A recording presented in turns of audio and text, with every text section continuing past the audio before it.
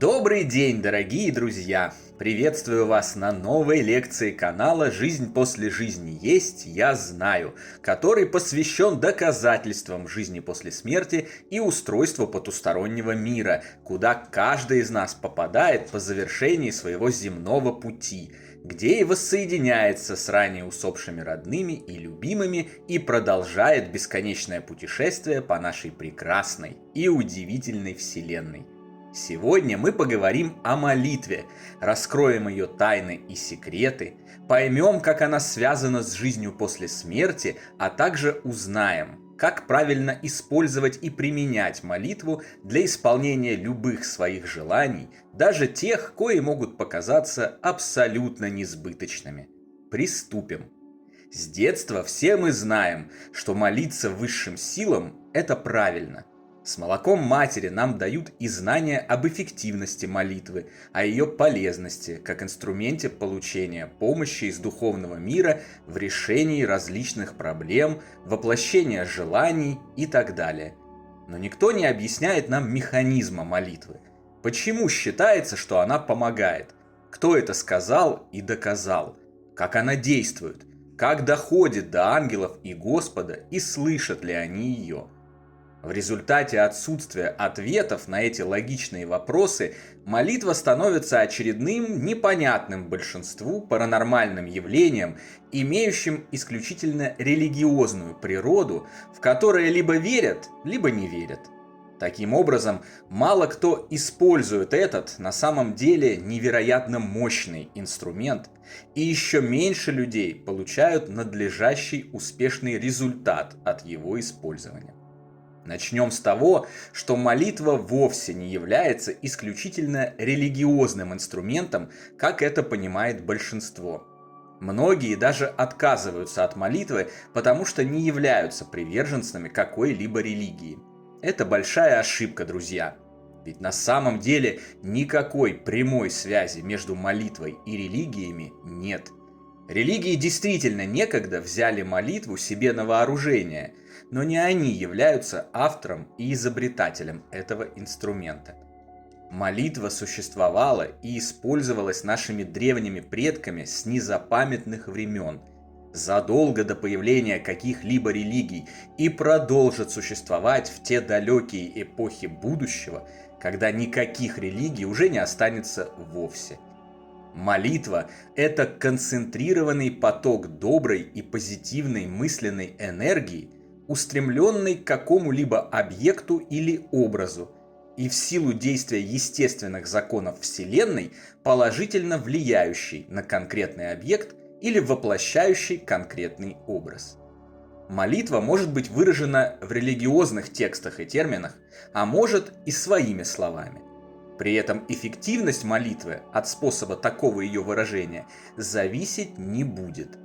Эффективность молитвы, как и все остальное, определяется внутренним миром молящегося, его наполненностью светом, добром и любовью, а также правильным направлением и приложением этих энергий к конкретному объекту, желанию или реальности в целом. Сегодня сила молитвы уже подтверждена научными экспериментами. В ходе многочисленных опытов и экспериментов доказано, что молитва увеличивает шансы на выздоровление при тяжелых заболеваниях, снижает интенсивность боли и страданий болеющих, помогает бороться с депрессией, горем, отчаянием. Подтверждено, что коллективная молитва способна даже снижать количество преступлений в местности, где она осуществляется. Некоторое время назад в Соединенных Штатах Америки проводились такие опыты, и по их итогам производились сравнения количества преступлений во время одновременной коллективной молитвы силами сразу нескольких сотен людей и при отсутствии таковой, в результате которых и была выявлена описанная корреляция. Информация, приходящая из потустороннего мира от множества разных духов на протяжении тысяч лет, уверенно показывает, что молитва – это самый эффективный способ для живущих помочь своим усопшим родным и любимым. При помощи молитвы можно развеять мрак страшных иллюзий, в который попали те, кто ничего не знал о продолжении жизни после жизни или застрявшие рядом с землей души после смерти их биологического тела. Помочь душе быстрее пройти этап подведения итогов прошедшей жизни, побороть ее чувство одиночества и страха из-за произошедшей перемены и невозможности связаться с живущими, вызвать помощь существ света для усопших и дать им возможность быстрее достичь пункта назначения главного путешествия, нашего общего и прекрасного духовного дома, его высших или так называемых райских сфер. Все слышали выражение «мысль материальна». И несмотря на избитость этой фразы, это действительно так. Все вокруг нас материя. Плотная, видимая и осязаемая, и невидимая, вибрирующая на более высокой частоте и пока недоступная для наших органов чувств. Мысль не исключение. Это тоже материя. Мысль выделяется из нашего сознания, души или тонкого тела и направляется к тому, на ком она сконцентрирована. Добрая молитва, наполненная любовью и светлыми эмоциями, словно теплый розовый кокон обволакивает усопшего, дает ему силы и понимание происходящих с ним событий, налаживает контакт между развоплощенным и живущим, помогает успешно пройти любые возможные осложнения в путешествии через долину смертной тени. Если вы молитесь о помощи родным и близким, такой сигнал направляется к тем, кто может помочь, различным представителям сил света, ангелам-хранителям, духовным наставникам, волонтерам того света. И они откликаются на него.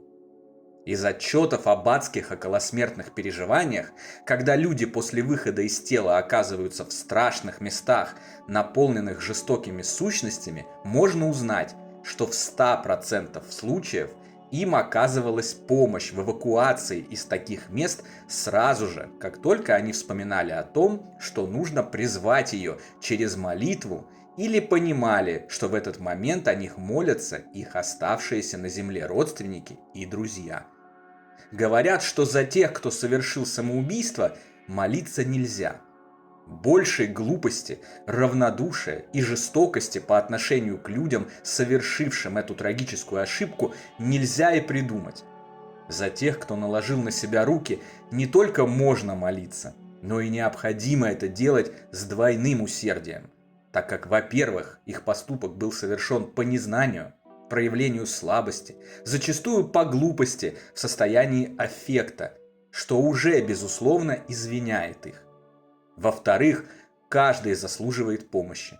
Даже самый опустившийся и злобный человек, не говоря уже о тех, кто по неразумению сотворил над собой столь трагическое и ошибочное деяние. В-третьих, в результате самоубийств, совершенных в состоянии депрессии, горя и отчаяния, люди оказываются в очень страшных местах, которые не могут покинуть самостоятельно. Помочь им выбраться оттуда и отправиться в более приятные области не просто опция, а наш священный долг. На следующей лекции я расскажу вам о конкретных способах и приемах помощи нашим отшедшим родным и любимым. А пока вернемся к сегодняшней теме. Многие понимают смысл молитвы не совсем корректно, думая, что если просить о миллионах, дворцах и мерседесах, то они непременно должны появиться. А раз не появляются, то это прямое доказательство отсутствия Бога и неэффективности молитвы. Действительно, таким образом молитва не работает. Как духовный инструмент божественного мира, она реализует духовные же цели. Молитва должна быть абсолютно искренней, чистой, направленной на свершение добра или получение инструментов для его свершения. Особенно хорошо молитва работает тогда, когда просишь не за себя, а за другого человека. Отказавшись от эгоизма, мы получаем в распоряжении такие силы и возможности, что через молитву можно исполнить практически любое желание. Еще одним важным критерием в кавычках удовлетворения молитвы является отказ от просьбы о чем-либо как таковой и замена ее на благодарность. Так, как будто желаемое у вас уже есть. И в этом тоже есть логика, поскольку, как уже неоднократно упоминалось, внешняя реальность человека– это отражение его реальности внутренней, то и просьба о чем-либо формирует для него реальность, в которой желаемого у просителя нет. Тогда как благодарность строит духовную реальность, в которой желаемое уже существует. И эта духовная реальность немедленно начинает отражаться в реальность материальную. Именно поэтому молитвы с искренней благодарностью, но не с просьбами, слезами и наматыванием депрессивных соплей на кулак, чаще и приводят к нужному результату. Запомните эту небольшую хитрость для исполнения желаний. Не просите, но благодарите, искренне и от души. Это было неоднократно проверено на практике, в том числе и мною лично.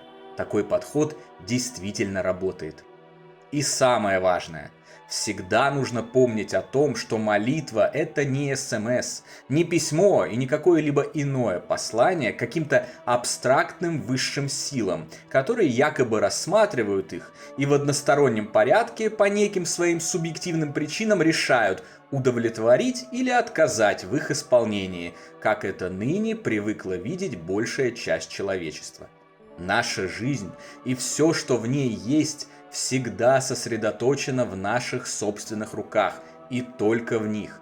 Только мы влияем на события, только мы абсолютно свободно делаем выбор и принимаем решения, и только мы определяем свой путь во всех жизнях, мирах и реальностях. Наш Творец, Бог, уже изначально создал нас по образу и подобию своему, то есть тоже могущественными богами, и уже изначально дал нам в руки все инструменты для исполнения любых наших желаний и построения самой лучшей, изобильной и цветущей реальности. Не используем мы эти инструменты только потому, что сами обесцениваем себя и забываем о своей духовной, божественной природе и божественной же преемственности. Поэтому молитва, как бы в данный момент абсурдно это для вас не прозвучало, это послание не кому-то невидимому и всемогущему где-то там, а себе же самому. И только от тебя самого зависит, будет ли эта молитва удовлетворена или нет. Вот почему до сих пор люди и не могут увидеть прямой связи и причин, почему молитвы некоторых удовлетворяются, а другие, даже самые истовые, остаются без ответа.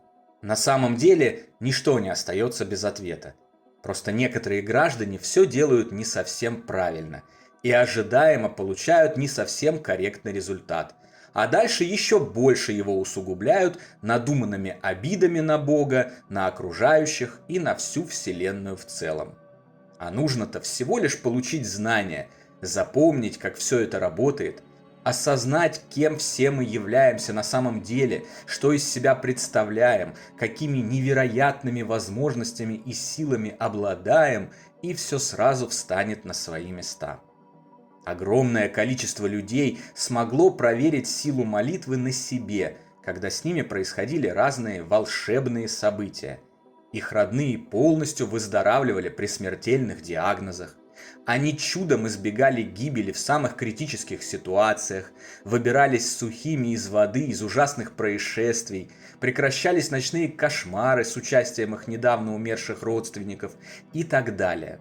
На самом деле никакого волшебства тут нет, как нет и исключительной связи с религией, конкретным вероисповеданием или какой-либо церковью.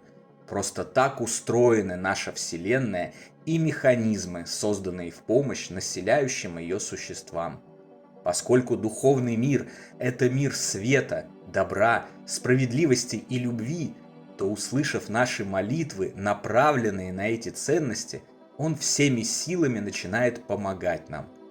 Поэтому неэффективность молитвы определяется вовсе не отсутствием Бога или духовного мира, а неправильным использованием этого великолепного инструмента, изначально данного нам, чтобы мы были счастливы и делали счастливыми всех вокруг себя. Так давайте же будем верно применять молитву и поможем как можно большему количеству людей, как живущих, так и уже ушедших, но все еще нуждающихся в нашей помощи. На сегодня это все, дорогие друзья. Мотайте на ус все, что было рассказано, применяйте молитву верным образом, излучайте из себя свет, помогайте людям, не сомневайтесь в результате и гарантирую, вы обязательно и уже совсем скоро увидите положительные сдвиги вашей жизни к счастью, добру, любви и изобилию. До новой встречи послезавтра здесь же, на нашем канале. Всего вам самого лучшего, прекрасного и замечательного.